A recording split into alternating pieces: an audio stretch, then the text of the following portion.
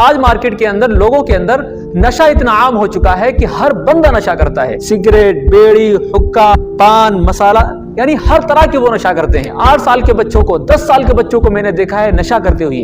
अभी तक मैंने क्या देखा था कि अगर कोई 50 साल का है, 60 साल का है ना, तो वो नशा हल्का फुल्का कर लेता था। लेकिन इतने छोटे छोटे बच्चे जो कि अभी वो समझदार भी नहीं हुए हैं और वो नशा कर रहे हैं। गुटखा मुंह में भरा हुआ है, थूक रहे हैं, जमीनें गंदी कर रहे हैं, नीली पीली कर रहे हैं। कुछ लोग तो ये कहते हैं बेड़ी, गुटखा, सिगरेट के अंदर नशा नहीं होता, तो वो कहते हैं ये हराम नहीं है। मैं भी कहता हूं नशा नहीं होता। बेड़ी, सिगरेट, हुक्का के अंदर नशा नहीं होता। नशा वो होता है, नशा उसको कहते हैं जिस चीज के करने से आप होश में ना रहें। बीड़ी, सिगरेट, हुक्का पीते हैं, गुटखा खाते हैं, पान मसाला खाते हैं, तो उसमें आप होश में रहते हैं, आप बेहोश नहीं होते। तो ये मैं भी कहता हूं कि ये नशा नहीं है। शरीयत इस्लाम इसको हराम इसलिए कहती है, ये इंसान को डैमेज करती हैं, ये इंसान को खराब करती हैं, ये इंसान को मौत की तरफ लेकर जाती हैं। ये मैं नहीं कहता हूं, ये कुरान कहता है। अल्लाह रब्बुल इज्जत साफ साफ फरमाता है कुरान के अंदर सूरह बकरा में, वला तुल्कू बिअयदीकुम इला तहलुकति वहसिनु, कि अपने हाथों से अपने आप को हलाक मत करो, मौत की तरफ ना लेकर जाओ। तो इस बेस पर हम कहते हैं कि ये सब चीजें करना हमारे लिए ठीक नहीं है। शरीयत के अंदर ये सब चीजें जायज नहीं है। जितनी की जितनी चीजें नशे के अंदर आती हैं, क्या वो भांग हो, अफीम हो, बेड़ी हो, सिगरेट हो, हुक्का हो, पान हो, मसाला, यानी जो चीजें हमको मौत की तरफ लेकर जाएंगी, जिन चीजों से हम डैमेज होंगे, हमारी बॉडी के पार्ट्स जो होंगे वो डैमेज होंगे, वो चीजें इस्लाम जायज नहीं कहता। फिर बात आती है कि ये लोग नशे वाली चीजें क्यों बनाते हैं, ये गुटखा क्यों बनाते हैं, ये बेड़ी, सिगरेट क्यों बनाते हैं? जब इससे इंसानों का खतरा है, जब इससे इंसान डैमेज होता है, तो फिर क्यों बनाते हैं? बंद कर दें, सारी कंपनियां बंद कर दें। नहीं बंद हो सकती।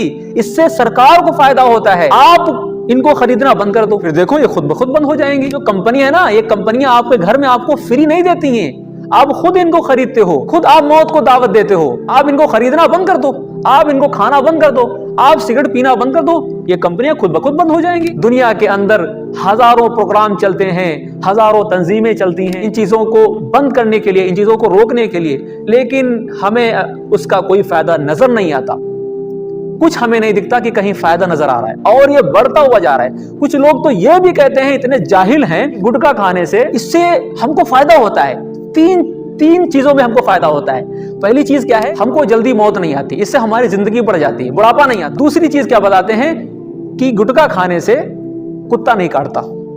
तीसरी चीज क्या बताते हैं कि गुटखा खाने से, नशा करने से घर के अंदर चोरी नहीं होती। हाँ, चोरी नहीं होती है, बताएं किस लिए? इसलिए क्योंकि वो खुद चोर है, चोरी कर करके वो पैसा जमा करता है। अब्बा के कुछ पॉकेट से उसने पैसे चुरा लिए, अम्मा की जो है कि पर्स से कुछ पैसे चुरा लिए, बहन से ले लिए। अगर मैं सरकार के आंकड़े बताने लगूं, अपने नहीं सरकार के, WHO के आंकड़े, वर्ल्ड हेल्थ ऑर्गेनाइजेशन जिसको आप बोलते हो विश्व स्वास्थ्य संगठन, इसकी अगर हम रिसर्च बताएं, हिंदुस्तान के अंदर 10,000 लोग ऐसे हैं जो कि उनकी मौत सिर्फ बेड़ी, पुड़िया, सिगरेट खाने से हुई। और दूसरी रिसर्च में आपको बताऊं, 80 लाख लोगों की जो मौत हुई है सिर्फ हिंदुस्तान के अंदर, उसके लक्षण थे ये बेड़ी, पुड़िया, सिगरेट खाने वाले। ये भी बताती है कि 70% लोग कैंसर की वजह से मरे हैं, 70%।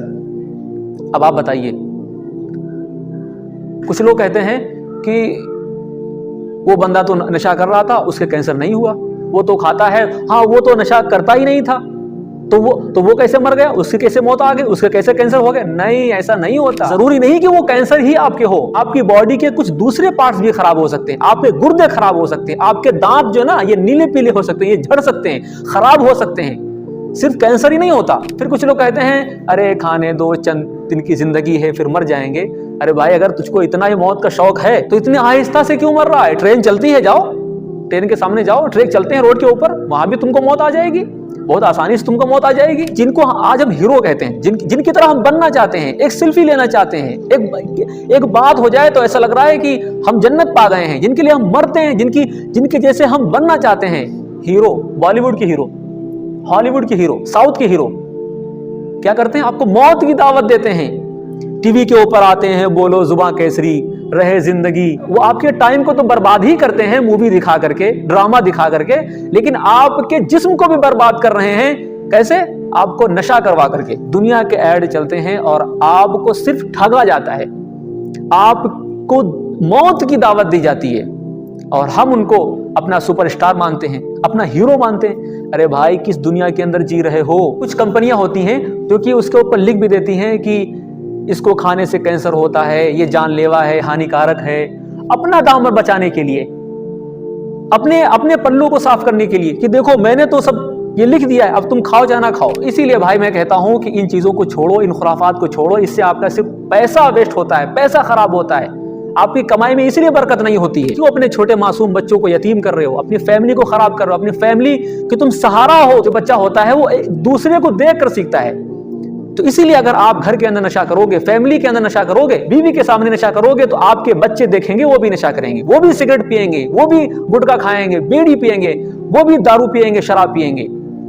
आप अपनी बीवी को मारते हो, कल तुम्हारा बच्चा अपनी बीवी को मारेगा, फिर तुम खून के आंसू रोओगे।